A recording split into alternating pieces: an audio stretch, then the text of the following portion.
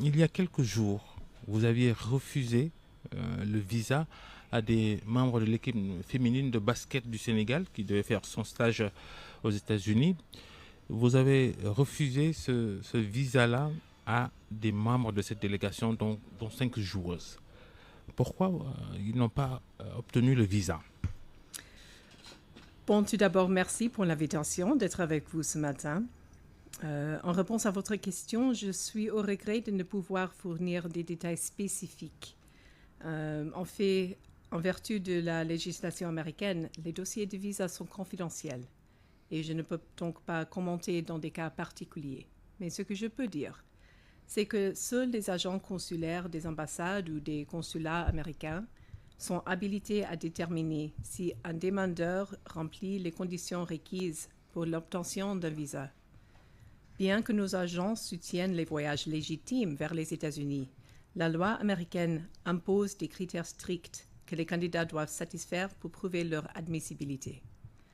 En règle générale, la loi exige que les demandeurs de visa soient interviewés par un agent consulaire. Après examen des informations pertinentes, les demandes est soit approuvée, soit non, conformément aux normes établies par la législation américaine. Oui, Mais madame. malheureusement, je ne peux pas fournir des détails spécifiques sur Oui, aucun cas. madame, une équipe nationale, c'est sacré. Et c'est comme une armée qui défend les couleurs du Sénégal. Comme j'ai dit, je ne peux pas répondre ou fournir des informations spécifiques sur les cas. Georges?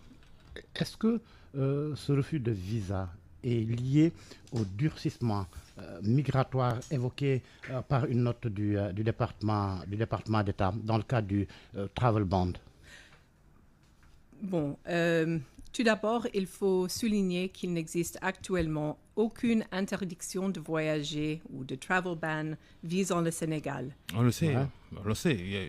Ils ont 2 mois pour peut-être satisfaire aux exigences des États-Unis. Cela dit, même s'il n'y a pas de restrictions sur le visa concernant le Sénégal, les autorités américaines expriment des préoccupations sérieuses. Par exemple, plus de 15% des Sénégalais se rendant aux États-Unis avec un visa étudiant dépassent la durée légale de leur séjour. Cela rend leur présence illégale et va à l'encontre de l'objectif de ces visas, qui repose sur un principe de confiance. Pour les États-Unis, cela pose un problème de confiance qu'on avait envers ces demandeurs. Et pour le Sénégal, ça pose aussi 2 problèmes.